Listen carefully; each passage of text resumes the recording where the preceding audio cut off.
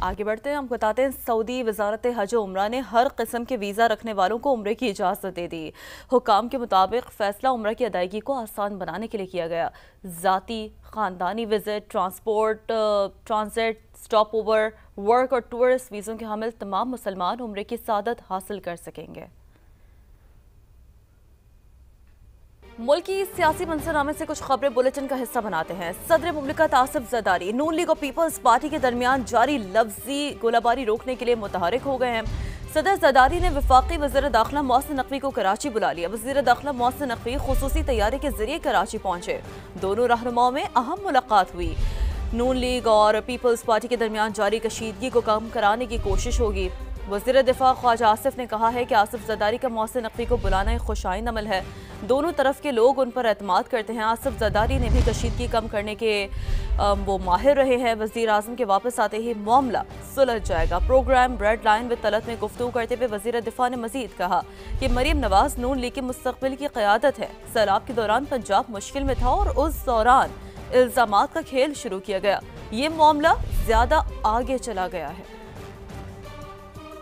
वो हमारी chief minister साहिबा हैं पंजाब की, वो हमारी पार्टी की आई कैन सेफली से फ्यूचर क़यादत भी हैं। पंजाब के जिस सूरत हाल से इस सैलाब में से गुजरा है, इस माहौल के अंदर जो है ब्लेम गेम जो है वो उसको शुरू किया गया। मेरा ख्याल है कि ये थोड़ा सा ओवरब्लो हो गया है। हमारी क़यादत है वो इस सिचुएशन को संभाल ले। कशीदगी को कम करने में जरदारी साहब बहुत माहिर हैं। कन्फ्रंटेशन में वो बिलीव नहीं करते। उनकी तरफ से भी और हमारी क़यादत भी कथित तौर पे शहबाज शरीफ या मियां नवाज शरीफ जो है, मेरा अपना ख्याल है कि once prime minister comes back tomorrow evening ये मामला तय हो जाएगा। कोई ऐसी बात नहीं। मोहसिन नकवी साहब का मोहतरम का जो वहाँ बुलाया जाना, जरदारी साहब ने जो बुलाया है, ये भी एक खुशाइन बात है। बड़ी तादाद है लोगों की जिनको दोनों साइडों को उनके ऊपर इतमाद है। वज़ीर आला पंजाब के बयान पर पीपल्स पार्टी का सेनेट और कौमी असम्बली से वॉकआउट। स्पीकर के चेंबर में लगी अहम बैठक भी बेनतीजा रही।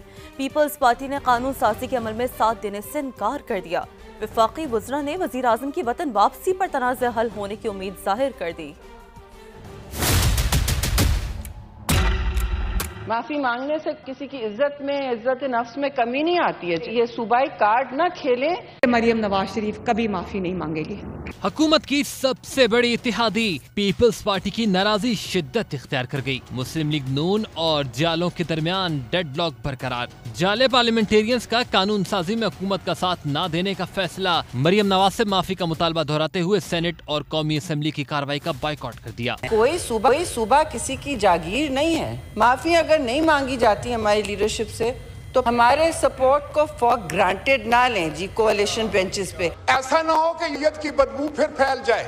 ऐसा ना हो कि वफाके पाकिस्तान फिर कमजोर हो जाए। जब तक कोई हमें सेटिस्फाई नहीं करता, हमारे लिए इस हाउस में बैठना बहुत मुश्किल है। वजीर कानून आजम नजीर तारड़ बोले, नरमी गर्मी चलती रहती है, पार्टी के बड़े जल्द मामला हल कर लेंगे। सदर मुमलिकत हैं, उन्होंने भी अपना एक आईनी किरदार समझते हुए उस इशू पे उन्होंने खुद कॉग्निजेंस ली है। वज़ीर आज़म पाकिस्तान भी इसी तबीयत के हैं। ये मसले फाहम तफहीम से हल होते हैं और इंशाअल्लाह लजीज हो जाएंगे। इससे पहले स्पीकर के चैम्बर में इत्तेहादी जमातों की बैठक भी बेनतीजा रही। राना सना ने कहा, वजीर आज़म की वतन वापसी की देर है, सब ठीक हो जाएगा। फैसला हुआ था कि वज़ीर आज़म जो है वो जरदारी साहब से और बिलावल भुट्टो जरदारी साहब से इस मसले पर बात करेंगे, तो वो क्योंकि उन्हें जाना पड़ा है मलेशिया के विजिट पे, कल वापस आते हैं तो इंशाअल्लाह इस बारे में पेशरफ्त होगा। पार्लियामेंट के दौरान ऐवानों में कोरम मुकम्मल न होने की वजह से इजलास जुमेरात शाम 5 बजे तक मुलतवी कर दिए गए।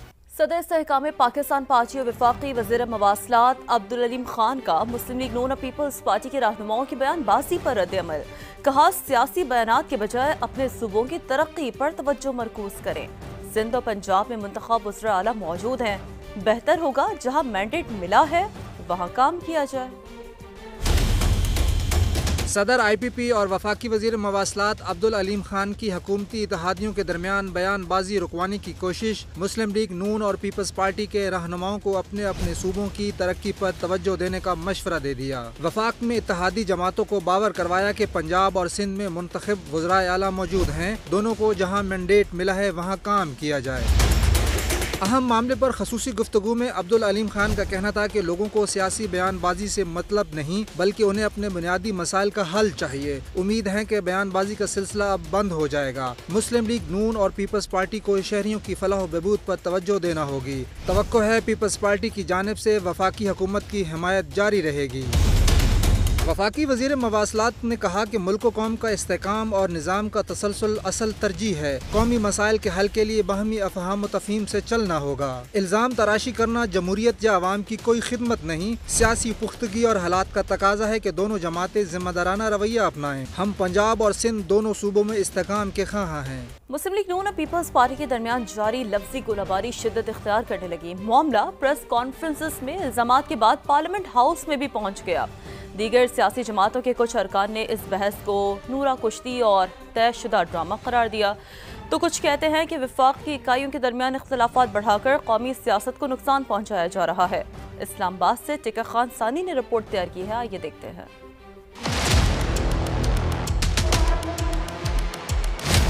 सैलाब मुतासरीन में इमदाद की तकसीम और नहरों के मामले पर पीपल्स पार्टी और मुस्लिम लीग नून में लफ्जी जंग। पार्लियामान में मौजूद दीगर जमातें इस बहस को किस नजर से देखती हैं, आइए जानते हैं।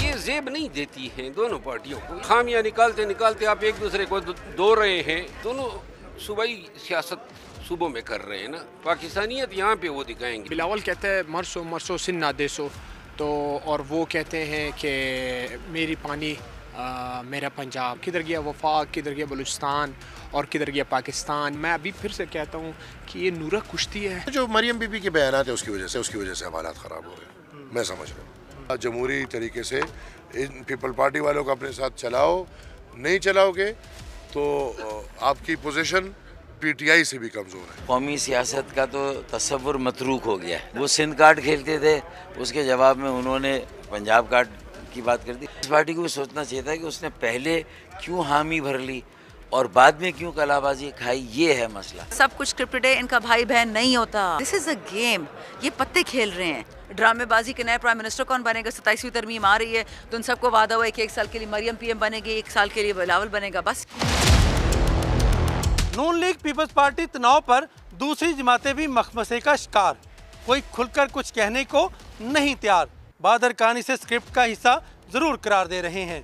कैमरामैन रियाज अब्बासी के साथ टिका खान सानी, समा, पार्लियामेंट हाउस, इस्लामाबाद। एक और हम मामले का जिक्र, एक और हम समात का जिक्र। सुप्रीम कोर्ट में 26वीं आईनी तरमीम के खिलाफ दरख्वास्तों पर समात आज होगी।